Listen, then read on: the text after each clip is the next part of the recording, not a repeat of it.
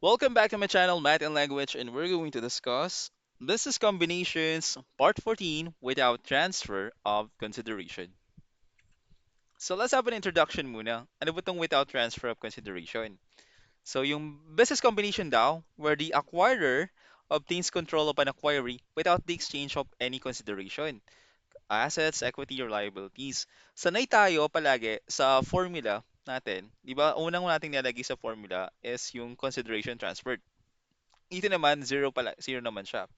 So, pwede pala yun. Pwede magkaroon ng business combination kahit wala kang binibigay na asset or equity or anything. Diba? So, key characteristics natin, this is control base. The acquisition is triggered by a change in control, not transaction price. So, hindi to sa binigay mo.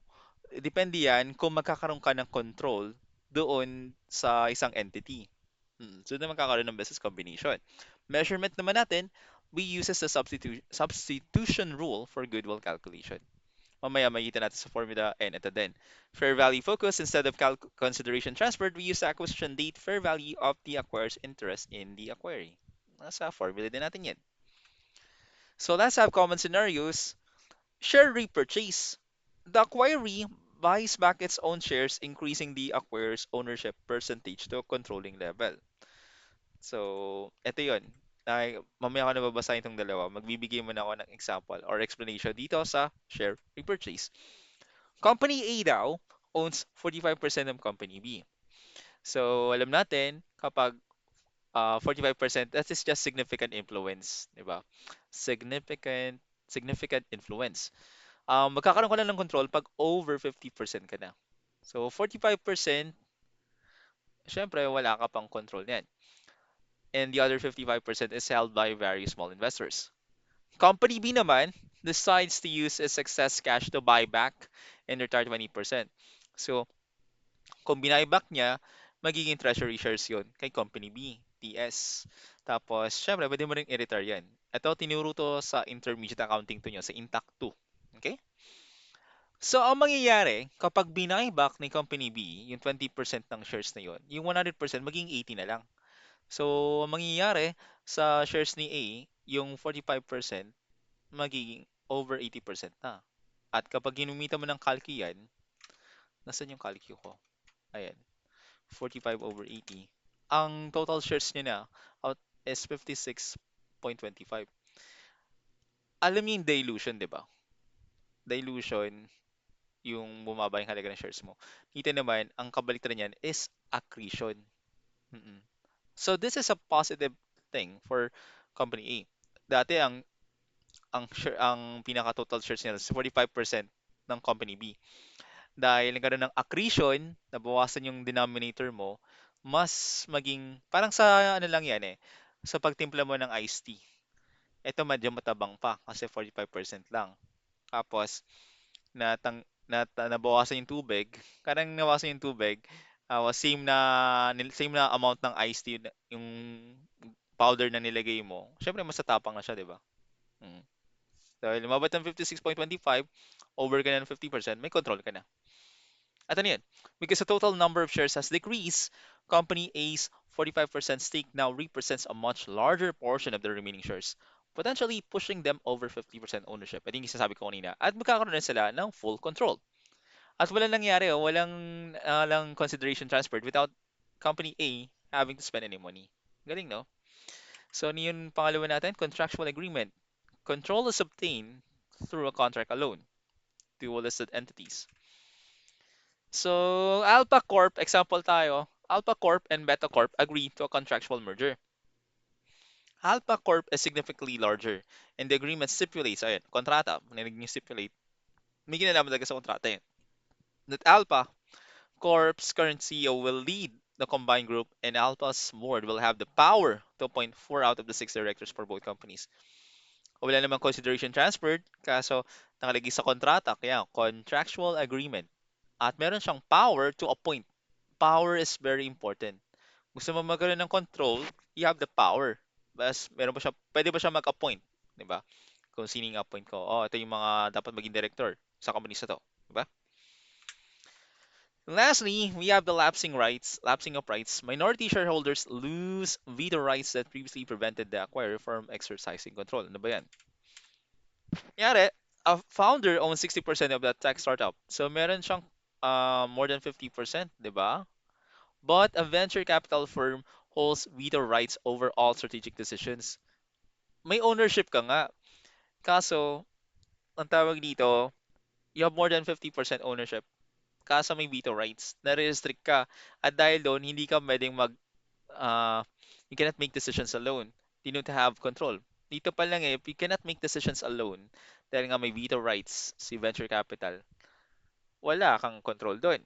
The VC, the venture capital agreement expires on its fifth anniversary and the veto right lapse. So, siyempre, kapag natapos ng fifth anniversary nito, pag nawala na yung veto rights na yan, veto rights, magkakaroon ka na ng control. Para kang ano eh, nakaposas ka pa. Nakaposas ka yan. Kamay mo nakaposas, di ba? So, ang tawag dito, pag nawala yan, hindi may rights ka na. So the founder now has the unilateral power to direct the company. Control is achieved on the day the rights expire. Oh naman, pag na rights expire, parang nasa kulungan ka for 5 years. After noon, malaya ka na. Even though the founder didn't buy any new shares. Walang new shares na no. Walang consideration transferred. Problem solving tayo without transfer of consideration. So Delta Company owns 45,000 shares out of the 100,000 outstanding shares of Sigma Corp and accounts for the investment using the equity method. Sigma Corp naman subsequently reacquires 40,000 shares from other shareholders, resulting in Deltaco obtaining control over Sigma Corporation. Deltaco did not transfer any consideration, walang transfer consideration to obtain control. Okay. So information at the acquisition date, the fair value now of Deltaco's previously held 45% interest is 270,000. The fair value of Sigma Corp net identifiable assets is 900,000. Deltaco likes to measure non-controlling interest at proportionate share, and we will compete for the goodwill, or kung negative lumabas, we have a gain on bargain purchase. So sir, paano yan? Ito syempre, ito yung gagamitin natin formula. Consideration transferred, meron ba? Wala, kasi ang topic natin is without transfer of consideration eh. So zero to. Ito naman yung mag-zero. Palagi ito may laman, di ba? Non-controlling interest in the acquiree. Ah, paano yon? Paano yung non-controlling interest in the acquiree? Check muna natin kung ano ba yung nangyari. Kasi meron tayo dito, di ba? 45,000. Yung shares si Delta ko is 45K over sa 100,000 shares. So meron siyang 45%, di ba? Wala pa siyang control, but we can say or assume that meron siyang significant influence. Tapos, ang nangyari daw, si Sigma, ni-reacquire niya yung 40,000 shares from other shareholders. So, treasury shares. So, itong 100K na outstanding shares natin, naging 60K na lang. So, 45K over 60K. Kaya nga yung business combination, nasa ano siya eh, nasa tuktok ng accounting kasi kailangan alam mo yung intact too. So, 45K over 60K, that's I think 75, 75%. Mm. So 75% na siya, may control na siya over Sigma Corp. Delta Co did not transfer any consideration. Oh, wala nga, kaya nga zero. Diba? Kung 75% na siya, yung hawak ni Delta Co, ano yung non-controlling interest natin? That will be 25%. Okay? Dahil, syempre, hindi naman natin lalagay dito na, asan ba yun? Ah, dito pala. Hindi naman natin lalagay dito 25%, diba? Ito yung magiging multiplier natin, times 25%. Kaso saan? Ano yung mismong isang factor dito? Okay. So, tingnan natin. Ano ba yung identifiable assets natin dito? Titingin tayo kay Sigma Corp. Oo. Kasi proportionate share, di ba? Sigma Corp, that's identifiable asset is 900,000. Ito yung gagamitin natin. So, 900K times mo ng 25%, calcu, 225,000. So, ito yung sa NCI natin. Previously held equity interest in the acquiree,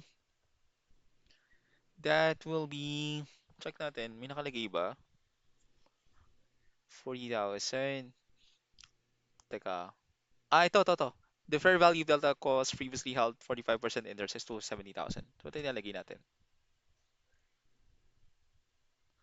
Add natin itong dalawa, 225. thousand, mm,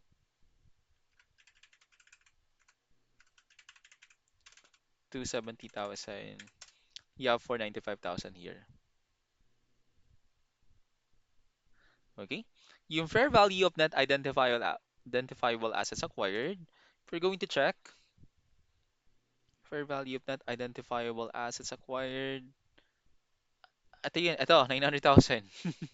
Hindi na. Okay, nalito ako doon. Yung ma-minus natin yan. So, 495 minus mo ng 900,000. That's, may negative ka na 405,000 dito. At dahil negative yung lumabas, we have a gain on bargain purchase. Okay? So, yung total is 495,000. Kasi yung fair value na na-acquire mo is 900,000. So, yung may gain ka ng 405,000, di ba? So, first time na ako magkaroon ng example na may gain on bargain purchase. Next one. Before we go to the next problem, I will discuss about ownership versus control. So, ownership, equity interest yan. Sa power, sa control, we have power to direct. Yung source natin, owning legal shares or stock certificates. Sa control naman, contractual rights, voting rights, or board appointments. Ganito lang yan eh. Merong company na pwedeng 100% ownership siya. Meron siyang 100% ownership sa company, kaso wala siyang control. Pwede yun. Pwede naman 0% ownership, kaso meron siyang 100% control. Diba? Ano ba yung mga benefits? Pag may ownership ka, you have the rights to dividends and share of assets upon liquidation. Okay? So, dito, meron siyang rights to dividends and shares. Kaso wala siyang, pag 0% control naman, yeah. Power to direct the relevant activities, sales budgets, and R&D. Okay? Measurement percentage of total outstanding shares. O nga, pag ownership, nakadepende yan kung, yeah, di ba yung more than 50%? Mm-mm. Ability to affect the company's returns. Accounting term, NCI, held by others. Ito naman, acquisition basis. Okay? Kasi konektado siya dito sa next problem solving natin. By contract alone. Ito, contract lang to. ABC Company XYZ Incorporated enter into a contract whereby ABC obtains control of XYZ. Walang consideration and transfer between the parties. The fair value of XYZ's net identifiable asset at acquisition date is 1 million pesos. The ABC chose to measure NCI at proportionate share. Compute for the goodwill. So consideration transferred, wala tayong consideration transferred kasi nga wala naman binigay na asset, walang binigay na anything. Non-controlling interest natin dito is dahil wala siyang na dito, di ba? The fair value of net identifiable assets at acquisition date is 1 million. Nagkaroon siya ng control sa XYZ by contract. So, yung non-controlling interest mo dito is 1 million. Ngayon, yung previously held, wala naman nilagay dito, kaya negative to. Okay? Di ba? Okay. Next one. Hmm, add mo to, that's 1 million. At yung fair value of net identifiable assets acquired ay 1 million din. So yung goodwill natin dito is 0. Okay, so bakit nga ba 1 million to? 1 million, dapat ito 1 million times 100%. So yung non-controlling interest niya daw is 100%. So, sir, paano nangyari yun? Nagkaroon ng business combination tapos ang hawak ni ABC ay 0%. Hmm. 'Di ba kanina sabi ko, ang pinaka-importante dito yung control. So, kahit na may 0% ownership ka, kung may control ka naman, pwede yun, business combination yun.